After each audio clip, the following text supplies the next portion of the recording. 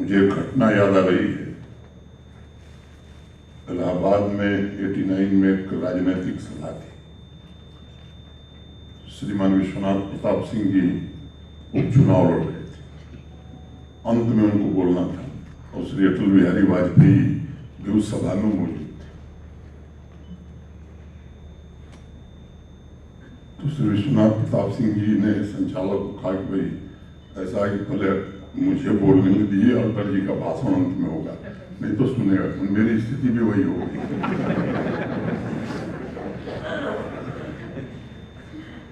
लेकिन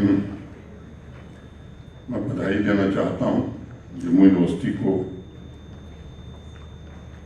कि capacity building कार्यक्रम राष्ट्रीय शिक्षा नीति के बेहतर और सुगम इम्प्लीमेंटेशन के संबंध में एक नई पहल नेपा के साथ मिलकर के इन लोगों ने किया है। पहले तारीख 30 जनवरी थी, ठीक याद है, किन्हीं कारणों से स्थगित करना पड़ा। कुछ घटनाओं का न होना भी एक घटना हो जाती है और वो अपने आप में एक बेहतर भविष्य का स्वरूप अख्तियार कर लेती है।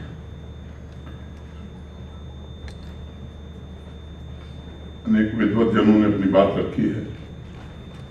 ये बात हमें समझनी होगी कि कई विश्वविद्यालय जम्मू कश्मीर के बड़े पुराने हैं, लेकिन जम्मू कश्मीर की एक विशेष परिस्थिति रही है। यक्ष युधिष्ठिर संवाद आप सबको ध्यान में होगा। मैं आगे भी एक प्रश्न का जिक्र करूंगा। पांडवों के सभी भाई मृत हो गए थे। यक्ष ने युधिष्ठिर से कहा कि जो मेरे सवाल है उनका सही जवाब दोगे तो तुम्हारे भाई जिंदा हो जाएंगे। एक प्रश्न था किम आश्चर्य। युधिष्ठिर ने कहा कि एक आदमी दूसरे आदमी को मरते हुए देखता है फिर भी जीने की इच्छा रखता है, इससे बड़ा आश्चर्य और क्या हो सकता है। मुझसे अगर यक्ष सवाल करे आज किम आश्चर्य, तो मैं कहूँगा जम्मू कश्मीर में इस तरह का आयोजन होने लगा, इससे बड़ा आश्चर्य देश के लोगों के लिए और क्या हो सकता है।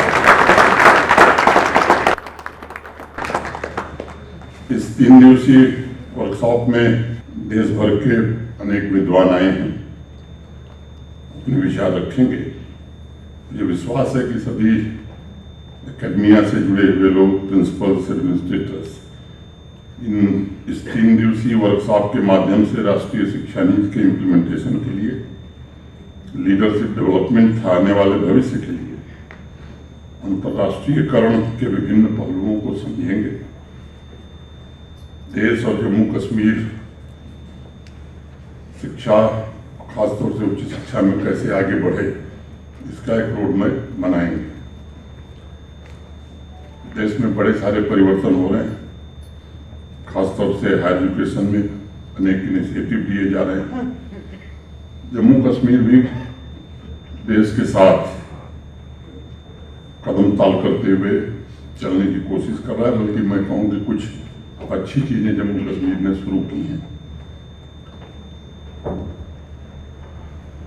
राष्ट्रीय शिक्षा नीति सही मायने में लागू हो, इसकी कोशिश होनी चाहिए। और हमारे कुछ विश्वविद्यालयों में, हमारे कुछ शिक्षण संस्थाओं ने इस दिशा में ईमानदार प्रयास किया है।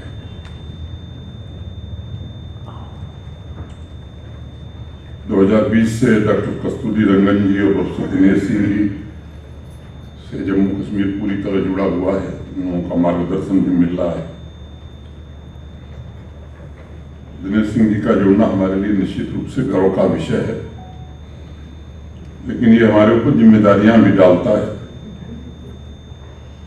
राष्ट्रीय शिक्षा नीति में इस अचीवमेंट को जम्मू कश्मीर और कैसे आगे ले कर जा सकता है, ये हम सबके लिए एक सामूहिक चुनौती भी है, उत्तरदायित्व भी है। कई विश्वविद्यालयों ने, कई शिक्षण संस्थाओं ने बहुत ही बेहतरीन इस दिशा में काम किया है। उन सारे लोगों को मैं बधाई देना चाहता हूँ, बाकी लोगों से भी कहना चाहता हूँ। देखिए, ये इसमें अगर हम चूक गए तो इतिहास हमें माफ नहीं करने वाला है। कोर्सेस जो शुरू हुए हैं उसके बारे में चर्चा हुई है। विश्वविद्यालयों की पुरानी छवि को कैसे बदला जाए, स्वाभाविक रूप से डॉक्टर साहब ने बताया, क्योंकि छवि अगर हम नहीं बदल पाए तो भविष्य के चेंज मेकर्स का निर्माण करने के लिए संस्थाएं बनी और उनके असेंबली लाइन में परिवर्तन का यही समय है और मैं समझता हूं यही उपयुक्त समय है। जॉन डेवी एक प्रसिद्ध शिक्षाविद थे, उनका एक स्टेटमेंट मुझे बहुत पसंद है और उन्होंने कभी लिखा था, शिक्षा जीवन की तैयारी नहीं है, शिक्षा ही जीवन है। Education is not the preparation of life, education is life itself. और मैं इसे यकीनन इसमें विश्वास करता हूं, समय के अनुकूल और समाज और दुनिया की जरूरतों के अनुकूल अगर शिक्षा नहीं है तो समाज उसे स्वीकार नहीं करता है। अगर इस आवश्यकता की पूर्ति हम कर सके तो समाज की और राष्ट्र की सबसे अनमोल संपदा हो सकती है। यक्ष युधिष्ठिर के संवाद में एक और प्रश्न आता है, वो बड़ा दिलचस्प है। धन्यानाम उत्तमम किस्विदा धनानाम स्यात् किमुत्तमम्। सभी प्रशंसनीय चीजों में सर्वश्रेष्ठ क्या है? इंसान की सभी संपत्तियों में से सबसे मूल्यवान क्या है? इस पर युधिष्ठिर ने जो जवाब दिया, सभी प्रशंसनीय चीजों में से सर्वश्रेष्ठ स्किल है और सभी संपत्तियों में से सर्वश्रेष्ठ ज्ञान है। युधिष्ठिर जिस ज्ञान की बात कर रहे हैं वह ज्ञान परिवर्तनशील है। ऐसा नहीं है कि हम रटे रटाए चीजों को पढ़ाते जाएं, पढ़ते जाएं। विद्यार्थी को आज हम जो पढ़ा रहे हैं उस और कल जो पढ़ाएंगे उसमें कितना वैल्यू एडिशन हमने किया, इसका आत्मावलोकन तो हमें खुद करना होगा, ताकि वो परिवर्तन के साथ तेज गति से कदम मिलाकर चल सके। और ये सच है कि साइंस और संस्कार का मिला जुला स्वरूप ही भारत के टैलेंट को यूनिक बना सकता है। मॉरल वैल्यूज को लेकर चेतना का स्तर उतना ही जागृत हो जितना आर्टिफिशियल इंटेलिजेंस और मशीन लर्निंग को लेकर के हो। पिछले कुछ दशकों में सिलिकॉन वैली और स्पेस सेक्टर में ये सच है कि हमारा प्रभुत्व बढ़ा है और उसका असर एजुकेशन सेक्टर में हो रहे परिवर्तन में दिखाई भी पड़ रहा है। दुनिया में हायर एजुकेशन सेक्टर में भारत के ग्रोथ की अब चर्चा हो रही है। All India survey on higher education के आंकड़ों के मुताबिक ग्रॉस एनरोलमेंट रेशियो हमारा 28.4% है, यानी विश्व में युवाओं की सबसे बड़ी आबादी हमारे एजुकेशनल इंस्टीट्यूशंस में शिक्षा ग्रहण कर रही है। 2014-15 में यह आंकड़ा 23.7% था और एक जो बड़ा परिवर्तन आया है 10 वर्षों में, महिलाओं, पिछड़े समुदाय और आदिवासी समुदाय की हायर एजुकेशन में भागीदारी बड़ी संख्या में बढ़ी है। 14-15 की तुलना में 21-22 में अनुसूचित जाति के युवाओं की भागीदारी में 44% की वृद्धि हुई है और अनुसूचित जनजाति शेड्यूल ट्राइब्स के युवाओं के एनरोलमेंट में 65.2% की वृद्धि दर्ज की गई है। ये ठीक है कि उनकी संख्या बड़ी कम थी, 65.2% की ग्रोथ के बाद भी अभी हमें लंबा रास्ता तय करना है। अब ये हमें समझना होगा कि यह आंकड़ा 2 कारणों से बड़ा महत्वपूर्ण है। देश के विकास को समावेशी और सर्वस्पर्शी बनाना ये सरकारों का दायित्व है, शिक्षण संस्थाओं का भी दायित्व है। और जिस विकसित भारत की बात हो रही, अगर समावेशी और सर्वस्पर्शी नहीं बनी तो मुझे लगता है कि एक तरफा हो जाएगा। इन दोनों लक्ष्यों की प्राप्ति के लिए आवश्यक है कि हमारी उच्च शिक्षण संस्थाएं समाज के हर एक वर्ग को सुलभ हों और 21वीं सदी की आवश्यकताओं को देखते हुए गुणवत्ता क्वालिटी भी उस तरह की हो। चिंतनशील और बहुमुखी प्रतिभा वाले रचनात्मक व्यक्तियों का, नौजवानों का कैसे हम विकास कर सकते हैं। 4-5 बिंदु मोटे तौर पर, मैं कोई आप लोगों के पेशे में नहीं हूँ, लेकिन जो मोटे तौर पर मुझे व्यवहारिक रूप से समझ आया वो 4-5 बातें मैं अनुरोध करूँगा। हायर एजुकेशन में जो जरूरी रिफॉर्म है, करिकुलम में आवश्यक सुधार है, एक ऐसी शिक्षा व्यवस्था में निर्मित करनी होगी जो बाकी देशों, जिन्हें हम विकसित देश कहते हैं, उनकी व्यवस्था के साथ प्रतिस्पर्धा कर सके। भविष्य के इनोवेटर्स क्रिएट करने के साथ साथ यूनिवर्सिटीज और कॉलेज के ऊपर एक जिम्मेदारी है कि इस परिवर्तन को त्वरित गति से हम करें, जो अभी डॉक्टर दिनेश सिंह जी कर रहे थे। ऑसिलेटेड पेस ऑफ चेंज से सामर्थ्य हम पैदा करें। और हम सब जानते हैं कि कैंडल को प्रकाश देने के लिए जलना पड़ता है। In order to give light the candle must burn. और अगर हेड ऑफ द इंस्टीट्यूशन या यूनिवर्सिटी में जो लोग हैं, शिक्षण संस्थाओं में, वो यह भावना त्याग की लेकर के रखेंगे तो निश्चित रूप से हम सफलता प्राप्त कर सकते हैं। नॉलेज इकोनॉमी निर्मित करने का काम कोई सरकारी काम नहीं है। इसमें तो institutions, academic institutions, teachers, students सबको मिल करके कार मैन्युफैक्चरिंग यूनिट की तरह असेंबली लाइन विकसित करनी होगी, जो स्टूडेंट्स को इनोवेटिव थिंकर्स में परिवर्तित कर सके। तीसरी बात जो मुझे समझ में आती है कि गुलामी की मानसिकता के बचे खुचे तत्वों को शिक्षण संस्थाओं से कैसे हम जल्दी से जल्दी मुक्त कर सकें, ताकि अपने अंदर हम आत्मविश्वास पैदा कर सकें कि प्राचीन समय में विश्व की सबसे समृद्ध शिक्षण पद्धति हमारी ही थी। उसके बारे में बहुत कहा गया है, मैं उसमें समय नहीं जाया करना चाहता।